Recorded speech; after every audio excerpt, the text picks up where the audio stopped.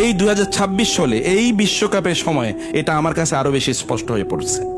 যখন আমি দেখি মুসলিম সন্তানরা তারা অমকের নামে, অমক কেন জিতলো না কারণ ওরা আত্মহত্যা করে, অমক কেন জিতলো না এই কারণে সে মারামারি করে, ঝগড়া বিবাদ করে, অমকে কেন জিতলো এই খুশিতে সে মদ খায় এবং এটাকে সে সেলিব্রেট করে।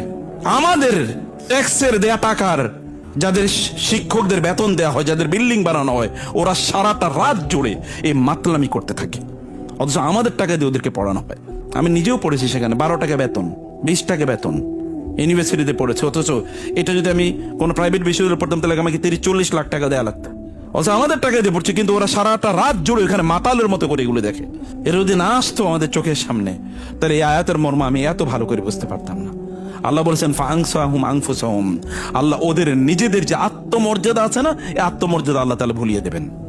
আপনি গোটা পৃথিবী জুড়ে এখন মুসলমানদের সংকট একটাই, তাদের আত্মমর্যাদা নেই। যে আপনি মুসলিম হিসাবে আপনি বলতে পারেন যে আমি মুসলিম, এ কথা বলার মতো এতটুকু আইডেন্টিটি অথবা নিজেকে এতটুকু মর্যাদাপূর্ণ নিজেকে মনে করা, এতটুকু আমাদের মাথায় নাই। আমরা এগুলো ভাবছিও না, আমরা এগুলো চিন্তাও করছি না। ইসলাম আমাদের মর্যাদার প্রতীক এখন আর নাই।